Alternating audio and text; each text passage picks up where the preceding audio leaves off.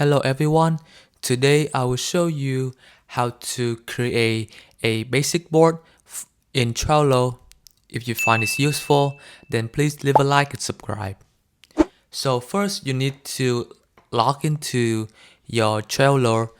If you don't have an account yet, you need to create an account, and then once you go into the homepage of the Trello, you will see there are several options for you to create a Trello board. For this video, I will create a basic board. So let's say you want to click on this. So you want to make a copy from this template. You would hit on create board from template, and then you can name it my first board,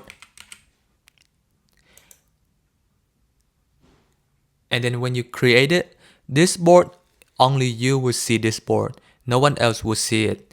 So yeah, this is how you can create a basic board, and then in another video I will show you how we can use this card and use this list.